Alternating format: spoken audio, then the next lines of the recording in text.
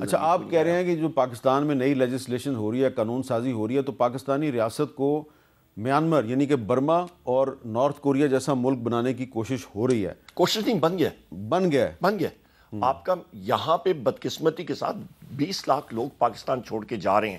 آپ کا I T sector dead ہے، انویسٹمنٹ ہو نہیں رہی. آپ کا پی آئی کی پرائیویٹائزیشن کے لیے بڈ پرائس 85 ارب روپے رکھتے ہیں، 10 ارب آتا نہیں ہے. ڈسٹریبیوشن کمپنیز کو پرائیویٹائز کرنا چاہ رہے ہیں، کوئی ٹیکر نہیں ہے. یہاں پہ گورنمنٹ نام کی کوئی چیز ہے نہیں، بھٹکے ہوئے ہیں، سمجھ نہیں آ رہی ہے ان کو کہاں پہ. ان کے پاس میر صاحب یہ آپ کو اڈیالہ جیل میں وزیر اعظم عمران خان صاحب سے ان مانیٹرڈ انوائرمنٹ میں ہماری ملاقات نہیں کرا سکتے ہیں. باقی ان کے ہاتھ میں کیا ہے؟ اچھا، لیکن وہ جب حکومت کے لوگ اس جگہ پہ بیٹھتے ہیں جہاں آپ بیٹھے ہوئے ہیں، تو وہ آپ کے بارے میں، عمر ایوب خان کے بارے میں کچھ ایسی باتیں کرتے ہیں جو کہ کافی پریشان کن ہوتی ہیں. تو جن صاحب نے کل ہمارے شو پہ بات کی، اس وقت عمر ایوب صاحب یہاں پہ موجود نہیں تھے، تو وہ جواب نہیں دے سکے. مجھے بہت سے لوگوں نے کہا جی کہ عمر ایوب صاحب کے سامنے وہ کلپ چلائیں تاکہ عمر ایوب صاحب جواب دیں. سنیں ڈاکٹر طارق فضل چودھری صاحب، چیف وپ پاکستان مسلم لیگ نون، انہوں نے کیا کہا. ابھی جتنے اسمبلی کے سیشن ہوئے ہیں پورے دنوں میں عمر ایوب صاحب فائل اٹھائی ہوئی ہے، ڈیسک کو مار ڈیسک توڑ دیا ہے. ابھی اس دن ان کا وہ کھولا مائک، اسپیکر نے مائک ہی نہیں چلا، وہ ٹوٹا ہوا ہے. یہ تو حرکتیں ہیں. تو مائک ٹوٹا ہوا ہے تو وہ کیسے توڑ دیا عمر ایوب نے فائلیں مار کے. عمر ایوب صاحب میانمار یا نارتھ کوریا میں جو اپوزیشن لیڈر ہے وہ فائلیں مار کے ہاؤس کا مائک تو نہیں توڑتا. میر صاحب مجھے تو ابھی ہنسی آ رہی ہے، آپ بھی مسکرا رہے ہیں. سب سے پہلی بات یہ ہے کہ جہاں تک طارق فضل صاحب نے بات کی ہے کہ اسپیکر نے مائک کھولا، وہ چلا نہیں. اسپیکر نے تو مجھے مائک دیا ہی نہیں کہ میں بات کر سکوں. انہوں نے تو ہمیں وہ اسٹرینگولیٹ کیا ہوا ہے. اچھا، وہ بات کرنے نہیں دیتے وہاں پہ، تو ہمارا مائک بند ہے. نمبر 1 تو یہ تو یہاں پہ میں نے اس کی سٹوری طارق فضل صاحب کی یہاں پہ رد کر دی. نمبر 2، ڈیس مارنا. آپ ماشاءاللہ صحافت میں مطلب 28 سال ہو گئے ہیں اسے، تقریباً 30 سال سے زیادہ. آپ خود پارلیمنٹس میں دیکھتے رہے ہیں. ڈیس بجانا یا ڈیس تھمپنگ یہ تو ایک نارمل روایت ہوتی ہے. نواز شریف بھی کرتے رہے ہیں، شہید محترمہ بینظیر بھٹو بھی کرتی رہی ہیں، اور اس سے زیادہ، بلکہ اس سے زیادہ ہوتا رہا ہے اور مسلسل ہوتا رہا ہے. اور جہاں تک فائل میں نے ماری ہے، میں نے تو اور کچھ نہیں کیا. فائل کیا ہوتی ہے؟ وہ گرین فائل ہوتی ہے، اس کو ڈیسک مارنے سے کیا ہوتا ہے؟ نہیں، لیکن اگر وہ مائک پہ لگ جائے تو مائک ٹوٹ سکتا ہے. مائک فلیکسیبل ہوتا ہے، اس کو تو کچھ نہیں ہوا. میں نے آپ کو بتایا نا. ہاں، وہاں پہ کس نے 2 سیکنڈ کے لیے مائک کھولا تھا تو میری آواز گئی تھی، پھر انہوں نے بند کر دیا. اوپر سے اسپیکر نے کہا بند کر دو، تو مائک بند ہو گیا. تو یہ تو ریکارڈ کی بات ہے. اچھا، اب ایک اور بھی بات کیا جی. طارق فضل چودھری صاحب جو ہیں وہ کل کافی جوش و جذبے میں تھے. ایک اور بھی بات کیا، ویسے میں نے ان کو ذرا وارن بھی کیا تھا کہ یہ بڑی سینسٹیو بات آپ کر رہے ہیں، لیکن انہوں نے کر دی. تو عمر ایوب صاحب کیونکہ موجود ہیں تو وہ رسپانس بھی دے سکتے ہیں. عمر ایوب جو میں نے آپ کو بتایا کہ وہ ایکٹنگ، پیچھے ایک بندہ ویڈیو بنا رہا ہے، دوسرے کی ویڈیو بنا رہا ہے، نعرے او فلانا، کتابیں پھاڑ. میں نے ان کے ممبر کو، شاید اس کے بعد انہیں کو عقل آ جائے، جب یہ کاغذ پھینک رہے تھے نا، ابھی آپ کی ٹی وی میں دیکھا اڑا رہے تھے، وہ جو ہمیں دستاویزات اور بلز ملتے ہیں اسمبلی میں نے ایک کو کھول کے، نام نہیں لوں گا میں، اچھا نہیں لگتا، پی ٹی آئی کے ممبر ہیں، 2 اڑا رہے تھے. ایک دسی صاحب تھے، ایک اور تھے. دوسرے کو جا کے میں نے دکھائی وہ کتاب، نام محمد لکھا ہوا. میں نے کہا خوف خدا کریں آپ، یہ سیدھا کاغذ پاؤں میں گرتے ہیں. عمر ایوب صاحب اس کا کیا جواب دیں گے؟ میر صاحب بدقسمتی کے ساتھ ریلیجن کارڈ استعمال کرنے کی ناکام کوشش نمبر 1. نمبر 2، اس کو میں ایڈریس کرتا ہوں. سب سے پہلی بات یہ ہے کہ انہوں نے کہا جی ویڈیو بنانا. تو جب ان کی حکومت تھی تو ساتھ طارق فضل صاحب بھی تھے اور مریم اورنگزیب بھی تھیں، تو وہ تو ویڈیوز بناتی تھیں. تو وہ ٹائم ان کو یاد نہیں ہے، زیادہ دور کی بات نہیں ہے، مطلب 2-2.5 سال پہلے کی میں بات کر رہا ہوں. ابھی آتے ہیں یہ ریلیجن کارڈ انہوں نے استعمال کیا، مذہبی کارڈ.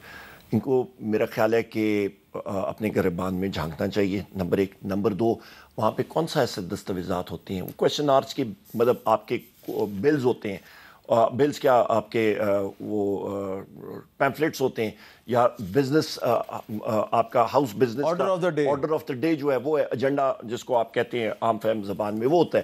تو اس پہ کون سی ایسی چیز لکھی ہوئی ہے، کون سا بل تھا ایسے مذہبی حوالے سے جو اس دن لے ہوا تھا؟ کسی بھی دن ان دنوں میں غلط بات ہے، غلط بات نہیں کرنی چاہیے. لیکن ویسے آپ کو چاہیے کہ آئندہ احتیاط کیا کریں. سب کوئی ایسی چیز ہو تو آدمی احتیاط کریں. جب یہ آپ ان کے ویڈیوز آپ کے پاس پروڈیوسر ہیں، آپ پروڈیوسر صاحب کو کہیں کہ وہ ذرا دکھائیں جب مسلم لیگ نون یا پیپلز پارٹی یہ اپوزیشن میں تھے. وہ اصل میں یہ پھول میں شامل کرتے تھے. پرابلم میرے ساتھ ایک یہ ہے کہ جب 2018 میں عمران خان صاحب وزیر اعظم بنے تھے تو مجھے یاد ہے کہ وہ جب ہاؤس میں آئے تھے پہلے دن تو ان پر باقاعدہ اٹیک ہو گیا تھا. بالکل. تو میں وہ دکھا نہیں نہ سکتا, عمران خان صاحب کی تصویر نہیں میں دکھا سکتا نا, آپ کو بھی پتہ ہے. مجھے معلوم ہے کیوں مجھ سے آپ ایسی فرمائش کرتے ہیں جو میں پوری نہیں کر سکتا.